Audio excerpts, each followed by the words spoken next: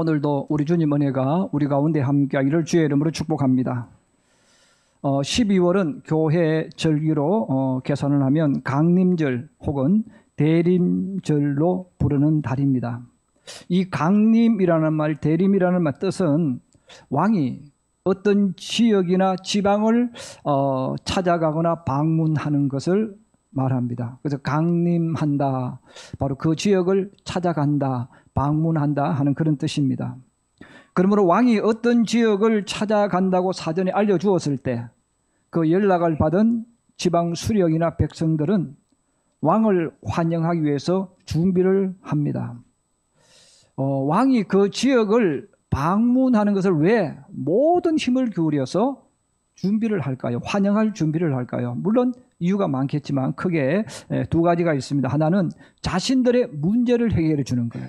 그 지역의 문제를 해결함 받을 수 있기 때문에 최선을 다해서 왕이 오는 것을 환영합니다. 그리고 또 하나는 왕이 그 지역을 찾아온다는 것, 또 우리 지역에 찾아온 왕을 본다는 것은 그 지역에 사는 사람들에게는 영광이에요. 여러분, 언제 왕을 볼 수 있겠어요? 언제 왕을 얼굴을 볼 수 있겠습니까? 언제 왕을 볼 수 있겠습니까? 그러므로 왕이 그 지역에 온다는 것은 바로 이렇게 문제 해결과 더불어서 그를 볼 수 있다는 것, 만날 수 있다는 것입니다. 바로 하나님은 메시아를 세상에 보내셨어요. 메시아가 세상에 오셨지만 사람들은 모르고 있었습니다.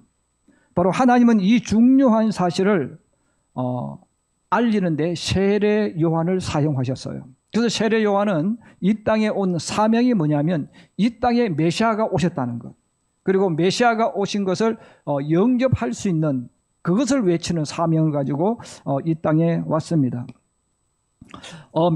세례 요한이 외친 선포한 이 말씀은 이미 이사야 선지자가 선포한 말씀입니다. 우리 성경 같이 한번 보겠습니다. 이사야 40장 3절에서 5절입니다. 같이 한번 읽겠습니다. 시작. 외치는 자의 소리여 이르되 너희는 광야에서 여호와의 길을 예비하라. 사막에서 우리 하나님의 대로를 평탄하게 하라. 골짜기마다 도두어지며 산마다 언덕마다 낮아지며 고르지 아니한 곳이 평탄하게 되며 험한 곳이 평지가 될 것이요 여호와의 영광이 나타나고 모든 육체가 그것을 함께 보리라. 이는 여호와의 입이 말씀하셨느니라. 아멘. 바로 이미 하나님은 오래전 이사야 선지자를 통해서 벌써 이 말씀을 이미 알려주었습니다. 지금 이스라엘 민족, 유대 민족은 너무나 절실하게 메시아를 기다리고 있습니다. 또 메시아가 필요한 상황입니다. 자, 그래서 하나님은 세례 요한을 통해서 바로 그 메시아가 오실 길을 만들라 이렇게 말씀합니다. 왜 하나님은 세례 요한을 보내서 주님이 오실 길을 왜 만들라고 하셨을까 하는 것입니다. 첫 번째입니다. 우리 한번 같이 보십시다. 시작. 메시아는 이미 너희 곁에 계시기 때문이다. 예. 메시아는 이미 너희 곁에, 메시아는 이미 내 곁에 와 계신다는 거예요. 지금 유대 민족은 굉장히 힘들고 어려운 그리고 고통스러운 환경에 살고 있습니다. 자신들에게 일어난 이 문제를 스스로의 힘, 스스로의 노력으로 해결할 수 없는 그런 문제입니다. 성경에는 바로 이 유대인들이 하나님의 백성인 이스라엘 백성들이 가지고 있는 문제를 우리들에게 보여줍니다. 저는 두 가지를 먼저 앞쪽에서 말씀드리려고 합니다. 첫 번째 문제는 로마의 속국이 되어서 모든 고난을 잃어버렸다는 거예요. 이 로마는 인류 역사상 가장 오랫동안 최고의 강대국으로 존재했던 나라입니다. 그래서 로마라는 이 나라는 지금까지 우리가 뭐 어떤 나라가 강대국, 성경에 나오는 바벨론, 뭐 페르시아 이런 나라들이 강대국이죠. 근데 강대국인데 잠깐 강대국이었어요. 근데 이 로마는 오랜 세월 동안 지금까지 인류의 역사가 기록된 이래로 가장 오랫동안 전 세계를 제패했던 그런 강대국이 바로 이 로마입니다. 근데 이 로마가 유대 땅, 이스라엘 땅을 정복해버린 거예요. 그들은 정복자에게 지배당한 그런 민족이 되어진 것이죠. 자, 그러므로 이 작은 유대 지역, 우리나라의 한 경상남도 북도 정도의 크기 되는 이 유대 나라 이스라엘 나라가 로마와 어떻게 싸울 수 있겠어요? 로마와 어떻게 전쟁할 수 있겠습니까? 그러면 지금 속국이 되어졌기 때문에 군대도 없어요. 왕도 없습니다. 스스로 무엇을 할 힘도 전혀 없습니다. 여러분, 나라가 없다는 것은 선택권이 없다는 거예요. 내가 무엇을 할 자유가 없다는 겁니다. 그래서 가장 힘들고 어려운 게 뭡니까? 선택권이 없다는 거예요. 자유가 없다는 거죠. 지금 바로 이 유대 나라 하나님의 백성인 이스라엘이 바로 그런 환경 속에 있었습니다. 이 두 번째 문제는 지도자들이 개인의 이권에만 눈이 멀었다는 거예요. 오늘 성경에 보면 바리새파, 사두개인 두 큰 집단을 이야기합니다. 이 사두개인들은 대제사장들, 부자들, 귀족들, 고위 관료들, 상인들, 이들이 결집되어 있는 집단이 뭐냐면 사두개파입니다. 그 사두개파는 모든 초점이 현실에서 권력을 얻는 거예요. 왜 권력을 얻으려고 합니까? 권력을 얻으면 돈이 따라오고 지위가 따라오고 이 땅에서 잘 살 수 있거든요. 자, 그러므로 대제사장들, 부자들, 고위 관료들, 자, 이런 그 사람들이 그 통치권을 얻기 위해서 로마 나라에 뇌물을 갖다 주는 겁니다. 그래서 원로원 같은 데 뇌물을 갖다 주면서 권력을 사오는 거예요. 자, 권력을 사오기 위해서 막대한 뇌물을 갖다 줘요. 그러면 여러분, 이들이 가진 그 뇌물은 어디서 나오는 겁니까? 백성들을 쥐어짜야 되는 거예요. 그래서 가난한 사람들, 힘없는 사람, 백성들에게 세금을 더 많이 매깁니다. 매겨서 축적하고 또 그 돈을 로마에 갖다 바치고 또 권력을 얻는 거예요. 그래서 그들이 귀족, 고위관료, 지도자, 정치 지도자들은 결국은 뭡니까? 그들은 입으로는 백성을 사랑한다고 말을 하지만 그들의 모든 초점은 권력에 이권이 있는 거예요. 이권 얻는데 모든 초점이 있습니다. 그리고 바리새인들이 나옵니다. 바리새인들은 율법을 가르치고 또 율법을 배운 사람들입니다. 성경에는 이들을 서기관까지 이렇게 포함을 해요. 성경에 서기관 이렇게 나왔을 때 여러분들이 오늘날 시각으로 말하면 최고로 공부를 잘하고 많이 한 집단들을 생각하면 됩니다. 지금으로 표현하면 대학 교수들에다가 그 다음에 이제 이런 외국과 이렇게 통역을 할 때 대통령 옆에서 혹은 회장 옆에서 전문적으로 듣는 말을 그대로 통역하는 사람들, 전문 통역원들. 그리고 외국어에 아주 능한, 그냥 잘하는 사람이 아니고 정말 능통하게 사용하는 사람들, 그런 위치에 있었던 사람들이 누구냐면 서기관들입니다. 자, 그러므로 이 바리새인들은 이런 사람들이 모여서 백성들 앞에서 랍비라는 소리, 선생님이라는 소리를 들으면서 폼을 잡고 지냈던 인물들입니다. 자, 이들은 사람들에게 더 많은 인기를 얻어야 돼요. 똑똑한 척 해야 돼요. 그들보다 더 잘하는 척 해야 됩니다. 그러기 위해서 계속 법을 만드는 거예요. 그래서 계속 법을 만들었습니다. 예수님은 그렇게 했어요. 자신들도 지키지 못하는 법을 만들어서 일반 백성에게 그 법을 지키도록 강요했다는 거예요. 오늘날 우리가 표현을 하면 믿음과 율법을 교묘하게 바꾸고 변질시켜서 율법을 잘 지키는 사람을 믿음 좋은 사람, 하나님을 잘 믿는 사람으로 착각하게 만들었다는 거예요. 그래서 여러분, 율법을 잘 지키는 것과 하나님을 믿는 것은 달라요. 우리로 말하면, 우리나라로 말하면, 우리가 쉬운 예로 도로교통법이 있어요. 이 도로교통법을 잘 지키는 사람은 이 나라 대한민국의 가장 훌륭한 사람, 위대한 사람으로 낙인 찍는 것과 똑같은 거예요. 여러분, 도로법 잘 지켜도 사기꾼들 많잖아요. 엉터리들이 많잖아요. 여러분, 그 하나의 법, 그것을 가지고 그 사람이 훌륭하다, 훌륭하지 않다, 그렇게 말 못하는 거잖아요. 그런데 그 프레임을 만들어 놓은 거예요. 그래서 하나님을 잘 믿는 사람이 누구인가? 율법을 잘 지키는 사람이에요. 그 율법이라는 것은 사람도 있을 때는 하고 없으면 안 해도 상관없어요. 그래서 속이는 삶을 살았던 거죠. 자, 이렇게 바리새인들은 자기들도 지킬 수 없는 법을 만들어서 사람들 앞에서 군림하고 믿음 좋은 척하면서 폼을 잡았던 인물들이 이 바리새인들입니다. 그것만 있는 것이 아닙니다. 그 당시에는 헤롯 땅, 헤롯에게 충성하는 사람, 또 열심당원들, 또 조국 해방을 위해서도 그들끼리 무슨 당을 만들고요. 또 SNF파 이런 다양한 지파들이 있었어요. 근데 이 많은 지파들이 있었는데 대부분은 자기 이권을 위해서, 자기들의 탐욕과 욕망을 위해서 이것을 사용했던 겁니다. 자, 그러므로 결국은 이스라엘 백성들과 지도자들은 이미 여러 조각으로 나누어져 있어요. 사두개 따른 사람들, 바리새인 따른 사람들, 열심당원들, 헤롯당원들, SNF파부터 시작해서 많은 집단들이 있었는데 전부 다 이권에 초점이 잡혀 있었던 거죠. 여러분, 나라와 정치가 이렇게 4분 5율되어 있고 지도자들도 4분 5율로 나뉘어져 있어요. 그럼 백성들도 이미 찢어져 있는 거예요. 좀 찢어져 있으면서 뭐라고 합니까? 서로 옳다고 싸우고 있었습니다. 자, 그래서 세례 요한에게 찾아온 바리새인들과 사두개인들에게 이렇게 말합니다. 7절입니다. 우리 7절 한번 같이 보십시다. 시작. 요한이 많은 바리새인들과 사두개인들이 세례 베푸는 대로 오는 것을 보고 이르되, 독사의 자식들아, 누가 너희를 가르쳐 임박한 진노를 피하다 하더냐. 예. 여러분, 자기의 세례 요한에게 나온 바리새인들에게 이야기하는 거예요. 사두개인들에게 이 말은 독사의 자식이라고 이야기했어요. 이런 뱀이라도 독사와는 구별됩니다. 독사는 이름 그대로 독을 품고 있는 거예요. 독을 품고 있어서 자기가 먹고 싶을 때는 독을 쏴버리잖아요. 예. 여러분, 내가 잡아 먹어야 되겠다고 느낄 때 독을 쏴버리는 거예요. 독이 오면 죽잖아요.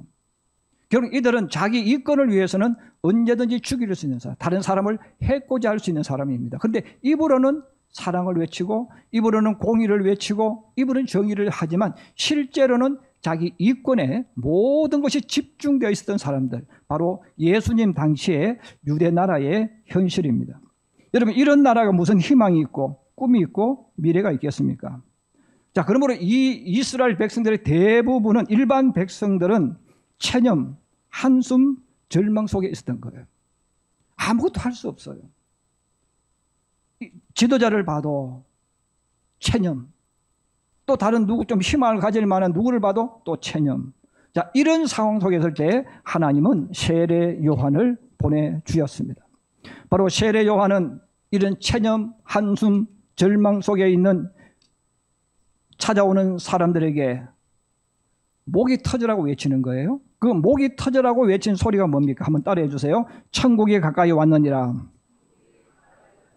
다시 한번요. 천국이 가까이 왔느니라.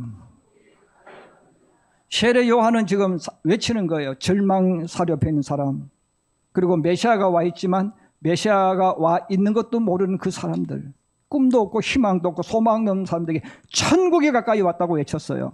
여러분, 천국이라는 말은 우리 많은 성도들이 죽어서 하나님 나라에 가면 천국이라고 생각해요. 물론 그 뜻도 있습니다. 그런데 오늘 세례 요한이 외치는 천국이라는 이름은 이름 그대로 하나님의 나라, 주님의 나라, 메시아의 나라를 말합니다. 이 말은, 여러분, 하나님의 나라라는 말은 하나님이 다스리는 왕국을 말해요. 주님의 나라는 주님이 다스리는 나라를 말합니다. 메시아의 나라란 메시아가 왕이 되어 다스리는 왕국이란 뜻이죠. 같은 말인데 표현을 이렇게 하는 거예요. 바로 세례 요한이 무지하고 어리석은 이스라엘 모든 백성들에게 바로 이 말을 하는, 천국에 가까이 왔다. 여러분, 이 말의 뜻은 한번 따라해 주세요. 지금 너희 곁에 너희 왕이신 메시아가 와 계신다. 할렐루야. 여러분, 천국이 가까이 왔다는 이 단어는 지금 너희 앞에 너희를 구원할 메시아가 와 있다. 지금 너희 눈 앞에, 너희가 눈을 뜨고 보면 너희가 볼 수 있는 그 장소에 메시아가 와 있다는 거예요. 로마가 우리를 지배하고 다스리기 때문에 이스라엘 민족 스스로가 어떤 생각합니까? 이제 우리는 희망이 없어. 우리는 아무 희망도 없어. 이렇게 살고 있는 거예요. 그 하나님 앞에 여러분 그 모습이 얼마나 불쌍한지 몰라요. 사실 오늘날 우리나라에서 가장 불쌍한 세대는 10대 후반, 20대, 30대입니다. 지금 우리나라에 10대, 20대, 30대 다를 말하는 게 아니라 대부분이 지금 그런 흐름으로 가는 거예요. 제일 불쌍해요. 왜 불쌍합니까? 소망이 없어. 꿈이 없어요. 소망이 없고 꿈이 없으니까 결혼하지 않는 거예요. 소망이 없고 꿈이 없으니까 아이를 못 낳는 거예요. 아무리 어른들이 열심히 뭐 어떻게 하라고 이야기해도 이미 그 우리나라의 젊은 세대 가슴 속에 소망도 없고 꿈도 없고 희망도 없으니 어떠냐? 포기해버리는 거예요. 예. 여러분, 우리가 하나님을 믿는 신앙인데 반드시 알아야 될 것이 있어요. 세상 사람들이 그렇게 말하고 매스컴도 그렇게 말해도 본인 스스로가 믿음이 없다고 소망이 없다고 느끼면요, 하나님 그 믿음대로 없게 만들어버립니다. 예. 하나님을 믿는 신앙인은 세상이 그렇게 말해도 실제로 내 눈앞에 펼치는 환경이 그래도 그렇게 말하면 안 돼요. 믿음으로 말해야 돼요. 그 믿음으로 말하지 않는 사람은 그가 말하는 믿음 그대로 없는 걸 믿는 사람이잖아요. 이런 소망이 없는 것을 믿는 사람은 그 믿음대로 소망이 없게 만들어 주시는 거예요. 꿈이 없다고 느끼는 사람들은 그 믿음대로 꿈이 없도록 만들어 주셔. 그걸 안 되게 만들어 주시는 거예요. 왜? 본인의 믿음이 그 믿음이니까. 그래서 이스라엘 백성이 지금 그런 거예요. 아무런 희망이 없어요. 아무런 소망이 없어요. 아무런 소망이 없는 사람이 하나님을 붙잡겠습니까? 포기해버리는 거죠. 자, 그런 상황에 있는 이스라엘 민족에게 지금 하나님께서 세례 요한을 보내서 말씀합니다. 이 답답한 백성들아, 지금 너희 곁에, 너희 앞에 너희의 왕 메시아가 와 계신다. 지금 너 앞에 너를 도와주기 위해서, 너의 문제를 해결해 주기 위해서 지금 메시아가 와 계신다. 지금 이걸 계속 목이 터져라고 외치고 있는 거예요. 세례 요한은 메시아가 오실 것이다라고 외치지 않았어요. 이미 와 계신다는 거예요. 세례 요한이 온 힘을 다해 천국이 가까이 왔다 하는 이 뜻은 하나님 멀리 계시는 게 아니고, 지금 가까이라는 단어는 손을 내밀면 잡을 수 있는 거리를 말해요. 하나님은 내 눈을 뜨고 보면 볼 수 있는 거리에 있는 것을 가까이 왔다고 하는 거예요. 그냥 알려주자. 천국이 하나님이 지금 손을 내밀면 잡을 수 있는 거리에 와 있다는 거예요. 너가 눈을 뜨고 보면 볼 수 있는 거리에 지금 메시아가 와 있다는 거예요. 세례 요한이 예수님보다도 6개월 정도 빨리 태어났습니다. 그럼 세례 요한이 지금 나이를 정확하게 알 수 없지만 성경에 보면 한 30여 세쯤 되어서 나왔어요. 그러면 예수님과 세례 요한 6개월 차이입니다. 세례 요한이 지금 어른이 되어서 광야에 있다는 말은 예수님도 세례 요한과 같은 나이로서 지금 이 땅에 계신다는 거예요. 성경에서 말씀하신 대로 베들레헴에서 태어났습니다. 헤롯의 위협을 피해서 애굽으로 잠시 피난을 가셨죠. 그리고 헤롯 대왕이 죽은 이후에 갈릴리 나사렛으로 돌아와서 지금까지 살고 있습니다. 자, 당시의 사람들은 예수님에 대해서 관심이 없었어요. 힘들지만 어렵지만 절망하지만 메시아에 대한 관심이 없었어요. 같은 동네에 살고 있는 사람들도 예수님이 메시아인 것을 전혀 알지 못했습니다. 이미 오래전에 동방박사들이 찾아왔습니다. 그리고 유대인의 왕으로 태어난 아기가 있다고 이야기했습니다. 그러나 어느 누구 하나 그 말을 듣고 세상에 오신 메시아를 맞으러 간 사람도 없었습니다. 왜? 사람들은 다 자기 문제만 관심이 있거든요.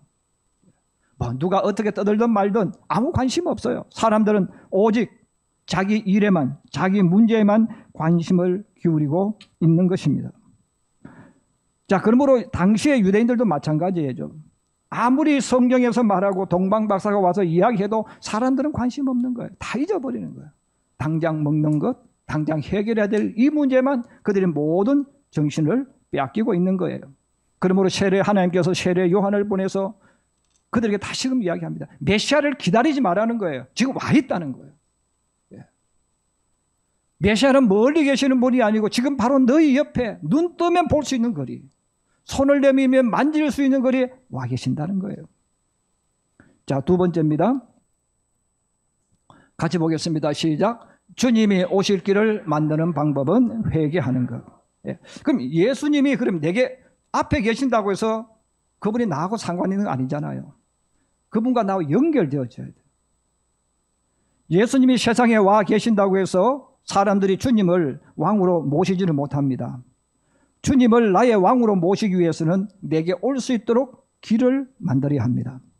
그래서 하나님께서 이 답답하고 또 답답한 이스라엘 민족에게 세례 요한을 광야로 보내신 거예요. 여러분, 하나님께서 세례 요한을 광야로 보내신 이유가 있는 거예요.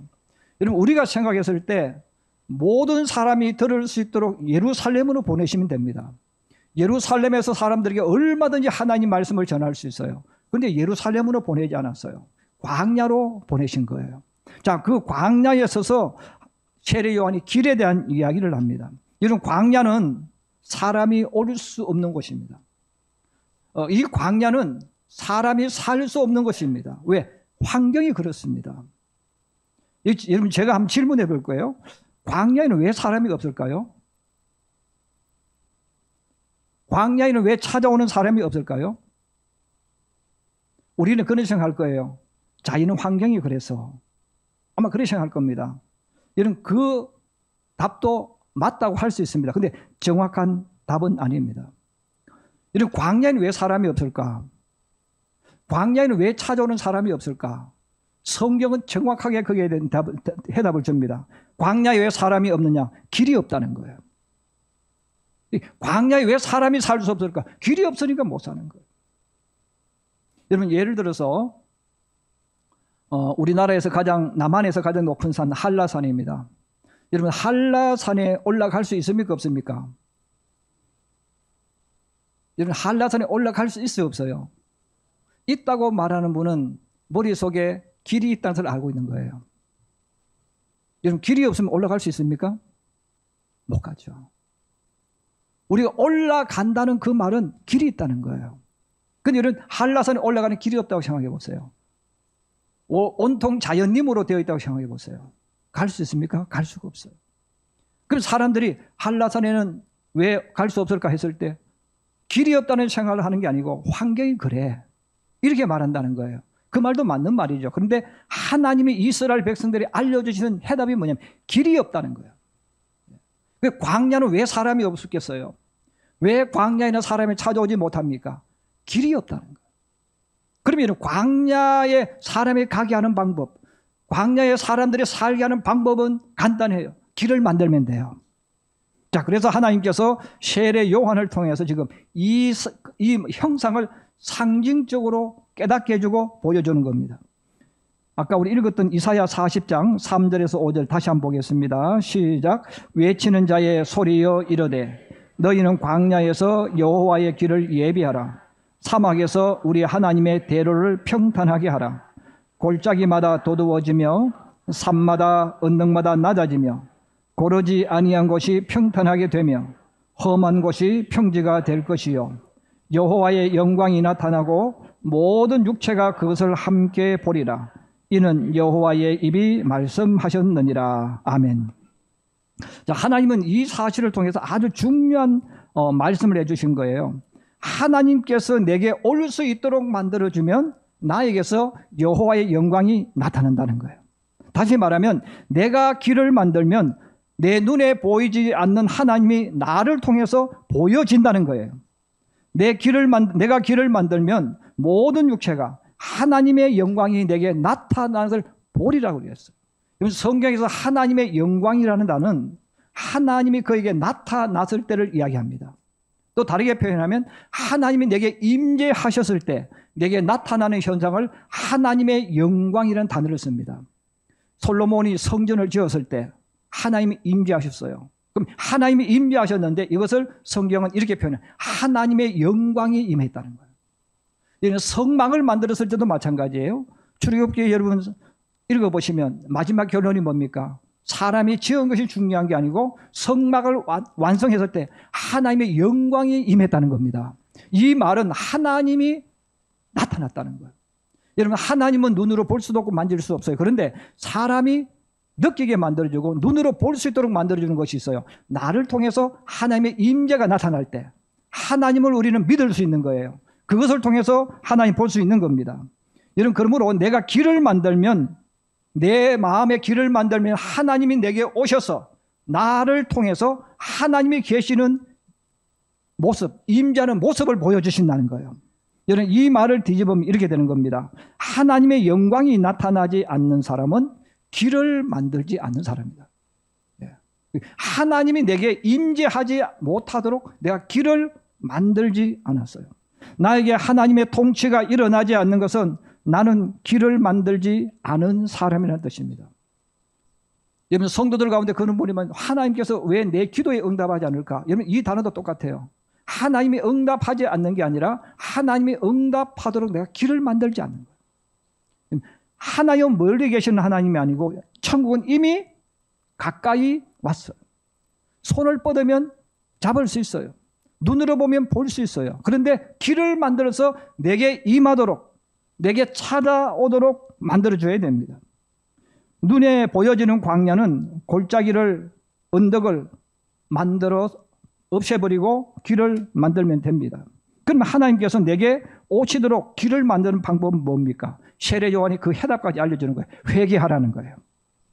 여러분 회개하는 것은 하나님께서 내게 오시도록 길을 만드는 방법입니다. 믿으시면 아멘. 자, 오순절날 성령이 강력하게 임하실 때 베드로가 성전에서 하나님 말씀을 전하고 있었습니다. 베드로가 하나님 말씀을 전할 때 듣는 사람이 마음에 찔렸다는 거예요. 마음에 찔리니까 그들이 질문했어요. 형제들아 우리가 어떻게 하면 좋을까? 여기에 대해서 베드로가 해답을 줍니다. 사도행전 2장 37절에서 39절입니다. 우리 한번 같이 읽겠습니다. 시작. 그들이 이 말을 듣고 마음에 찔려 베드로와 다른 사도들에게 물어 이르되 형제들아 우리가 어찌할꼬 하거늘 베드로가 이르되 너희가 회개하여 각각 예수 그리스도의 이름으로 세례를 받고 죄 사함을 받으라. 그리하면 성령의 선물을 받으리니 이 약속은 너희와 너희 자녀와 모든 먼데 사람 곧 주 우리 하나님이 얼마든지 부르시는 자에게 하신 것이라 하고. 여러분 하나님 말씀을 들을 때 정말 복이 있는 사람은 누구냐? 마음에 찔림이 있는 사람. 하나님 말씀을 들을 때 마음이 찔려오는 사람은 복된 사람입니다. 왜냐하면 이런 사람들은 성령이 역사해서 회개할 수 있는 사람들이기 때문입니다. 오늘 말씀으로 바꾸면 주님이 오실 길을 만드는 사람이에요. 마음이 찔려지는 사람, 마음이 찔려오는 사람. 우리 성도들이 성경을 근성으로 읽기 때문에 그런 분이 참 많아요. 목사님 오늘 목사님 이야기 듣고 찔렸대. 목사님 나를 찔렀대. 아니 내가 무슨 막대가지고 찌를 이유가 뭐가 있어요? 여러분 모든 사람은 하나님 말씀을 들을 때 마음이 찔려와야 됩니다. 성경 읽을 때 마음이 찔려와야 됩니다. 이런 목사도 하나님 말씀을 준비하고 주님 말씀을 선포할 때 목사가 찔려야 돼요. 예. 여러분들이 하나님 말씀을 들을 때 찔려야 그게 복 있는 사람이에요. 여러분이 만약에 하나님 말씀을 들었는데 아무런 찔림이 없어, 그 사람은 영적으로 죽은 사람입니다. 예. 성령이 역사할 수 없는 사람이에요. 회개할 수 없는 사람이에요. 찔려야 회개하잖아요. 여러분 내가 그 말씀 찔려져야 내가 그것 때문에 내가 그랬구나 하고 내가 회개가 일어나는 것이지, 그 설교를 듣고 저 설교 누구 참 들었으면 좋겠다 이런 그 마음을 가지고 있는 사람은 찔릴 이유가 없어요. 이런 그런 사람은 회개하지 않아요. 도를 만들 수가 없습니다. 사람의 마음속에는 온갖 악한 죄악들이 가득 쌓여서 이것들이 산을 이루고 있습니다. 죄악들이 우리 마음에 강을 만들고 죄악들이 언덕을 만들고 있는 거예요. 그래서 우리 마음에 이 완악하다고 하잖아요. 마음이 완악하다는 이 단어는 우리 마음속에 이 죄들이 꽉 들어차가지고 감각을 없게 만들어버려요. 그래서 여러분 죄가 가득 차서 마음이 완악해지면 찔림을 받는 게 아니고 누구 탓을 해. 회개하는 게 아니라 막 내가 분하고 억울한 거예요. 누구 때문에 이래 됐다고 느끼는 거니까. 그 사람은 영혼이 정말 불쌍한 거예요. 이런 성령이 역사하는 사람은 마음이 찔려오는 거예요. 그 찔려오니까 회개하게 되어지고 회개할 때 바로 성령의 역사가 일어났습니다. 그러므로 우리 마음속에 이 죄악들이 쌓여서 산을 만들고 강을 만들고 언덕을 만들고 자기를 방어하고 하는 이것들이 있으니까 주님이 오고 싶은데 길이 없으니까 들어갈 수가 없는 거예요. 그래서 성경이 우리에게 알려주는 거예요. 회개하라는 거예요. 근데 회개는 아무나 하는 게 아니고 마음이 찔려야 됩니다. 여러분 성경 읽을 때 여러분의 마음이 찔려올 때마다 깨달으셔야 돼요. 나는 살아있는 사람, 나는 성령이 역사하는 사람, 하나님의 성령이 내게 충만케 되어질 사람, 이것으로 여러분 받아들이고 믿어줄 수 있기를 주의 이름으로 축복합니다. 결국 여러분 회개 않는 사람은 교회는 다니지만 예수님이 올 수 없도록 만드는 사람입니다. 저는 여러분들이 집에 가셔서 거울을 꼭 한번 보시기 바랍니다. 여러분 하루에 몇 번이 거울을 한번 가만히 보세요. 여러분 마음이 굳어있는 마음, 여러분 얼굴에 슬픔이 가득한 마음, 여러분 얼굴에 절망이 가득한 사람은요, 찔림이 별로 없는 사람이에요. 예, 회개를 하지 않는 사람이에요. 예. 여러분 회개를 하면요, 화장품을 안 써도 얼굴이 기쁨이 있습니다. 예. 여러분 비싼 화장품 사서 쓰기는 쓰시되 회개를 많이 하셔서 양을 좀 줄이시도록. 여러분 얼굴이 기쁨이 있는데 화장품 왜 많이 씁니까? 얼굴에 심통이 가득하고 막 온갖 악한 것들, 누구 탓 이런 것들이 가득하니까 그걸 감추어야 되니까 화장품 많이 쓰잖아요. 예. 여러분 성령이 역사하면 막 회개가 나오니까 내 속에 있던 막 이것들이 다 산들을 뽑아내니까요, 나도 모르게 기쁨이 넘치는 거예요. 왜? 성령이 역사하기 때문에. 그럼 저는 여러분들이 오늘부터 한 주간 다 계속 여러분 얼굴 보시고 얼굴이 굳어있을 때마다 나는 찔림이 없구나. 예. 예. 나는 예수 믿어도 회개를 하지 않는 사람이구나. 이걸 깨달으셔야 돼요. 그리고 여러분들이 거울을 보면서 정말 회개함으로 성령이 역사하게 만들면 주님이 내게 오신다는 거예요. 여러분 내가 주님을 만나러 가는 것도 있지만 주님이 내게 오시는 거예요. 성경적인 원리는. 그 주님 내게 오시면 나를 통치하면 내게 저절로 일어나는 게 회개하는 거예요. 내가 믿으려고 노력하는 게 아니라 성령이 내게 역사하면 나도 모르게 믿어지고 고백되어지는 거예요. 그래서 우리가 이 원리를 여러분 잘 아셔서 올 한 해를 잘 마무리할 뿐 아니라 성탄절이 주님이 함께하는 성탄, 그리고 내 마음속에 정말 기쁨과 감동을 가지고 성탄절을 맞이하는 우리 모든 성도들이 되기를 주의 이름으로 축복합니다.